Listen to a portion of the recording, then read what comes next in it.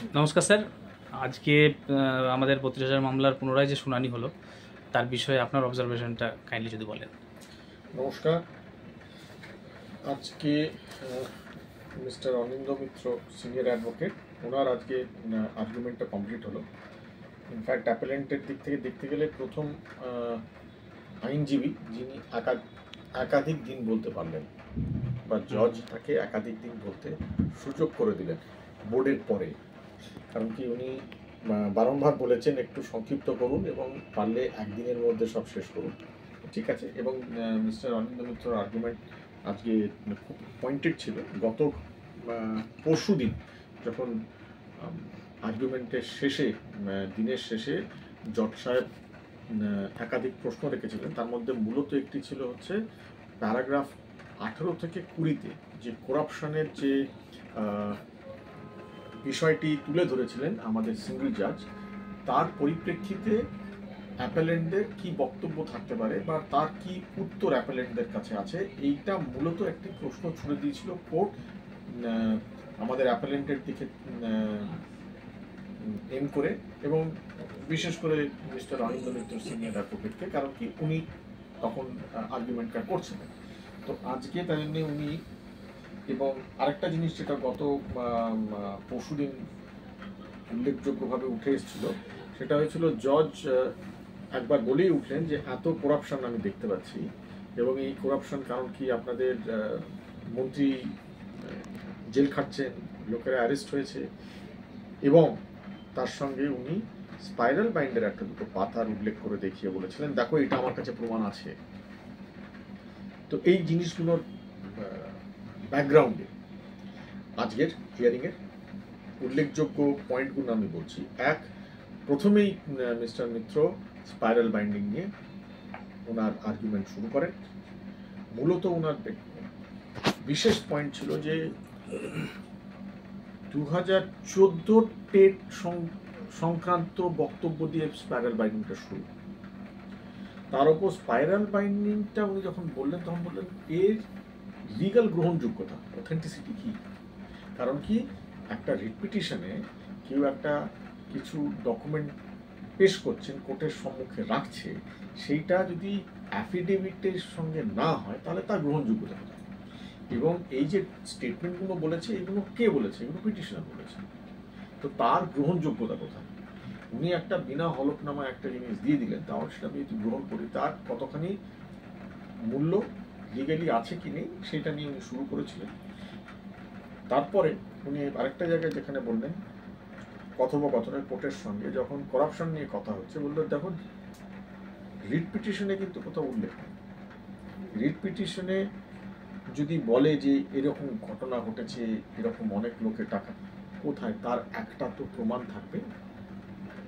বিনা প্রমাণে বিনা কোনো তথ্যতে একটা স্টেটমেন্ট দেওয়া তার গ্রহণযোগ্যতা হওয়া সম্ভব নয়। এবং বলছে করাপশন কিন্তু পিটিশনে নেই। করাপশন শব্দটি এবং করাপশনের এই চিন্তাধারাটা একটা মিডিয়ার ক্রিয়েশন। উল্লেখযোগ্যভাবে উনি প্রথমবার কোথাও যেন একটা কোর্টের দিকে তাক করে নিক্ষেপ করে একটি জিনিস বলে দিলেন যে দেখুন কোর্ট কিন্তু আগেই বলেছিলেন উনি নিজেরকে মিসডাইরেক্ট করেছেন সিঙ্গল জাজ। আজকে আরেকটি তা উল্লেখ করছেন যে করাপশন কিন্তু মিডিয়ার ক্রিয়েশন।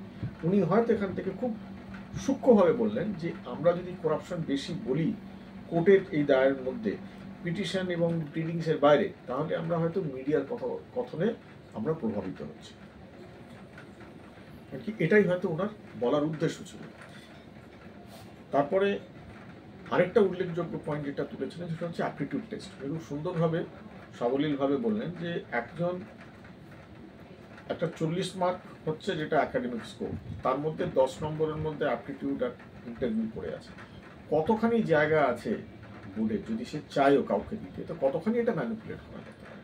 এক, দ্বিতীয়ত হচ্ছে আপনি বলছেন কারোর একাডেমিক স্কোরটা মিডিয়াম বা মিডিয়কার, তত ভালো নয়, কিন্তু সে ভালো অ্যাপটিটিউড টেস্টে ইন্টারভিউতে করেছে বলে এটাকে আপনি আজকে অ্যাপিল কোর্ট হিসেবে কি করে এই তথ্যটাকে অ্যাপিল কোর্টের মতন আপনি একটা রিট কোর্ট অ্যাপিল কোর্টের মতন এটাকে এভিডেন্সটাকে আপনি অ্যাপ্রিসিয়েট করবেন।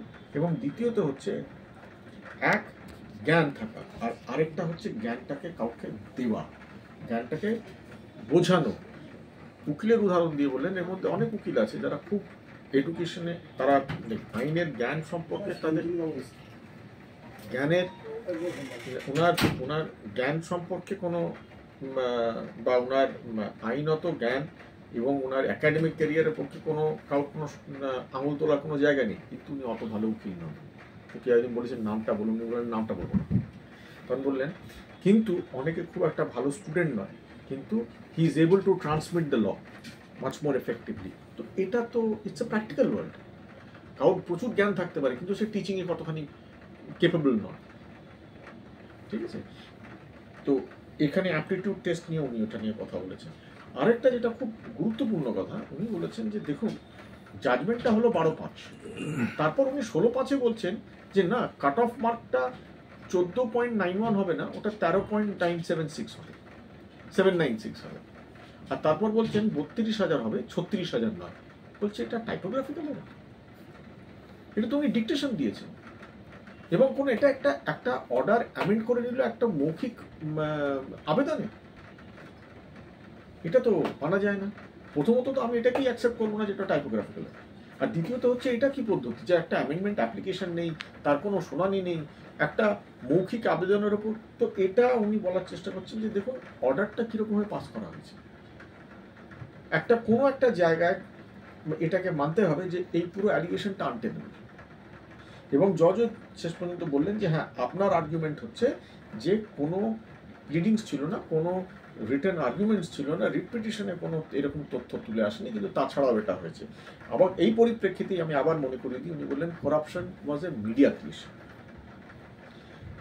উনি তার সঙ্গে লাস্ট দুটো পয়েন্ট আমি যেটা বলে আজকে বলবো, একটা হচ্ছে উনি আরেকটা ডিভিশন বেঞ্চের জাজমেন্ট উনি পড়ে শোনালেন, যেখানে mister justice Gangopadhyay was one of the জাজেস।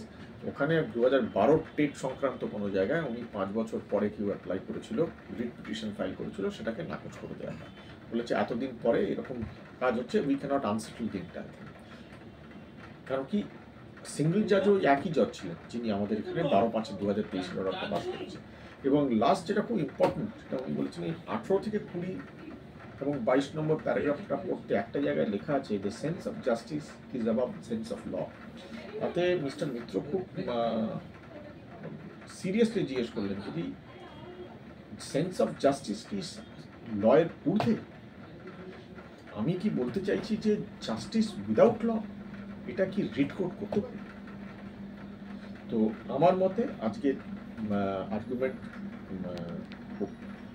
খুবই পয়েন্ট হয়েছে, ভালো হয়েছে।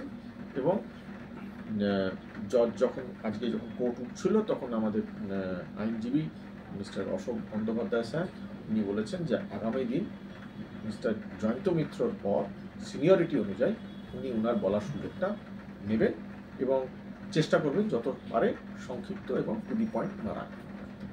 ধন্যবাদ, best of luck for sir. Thank you very much sir.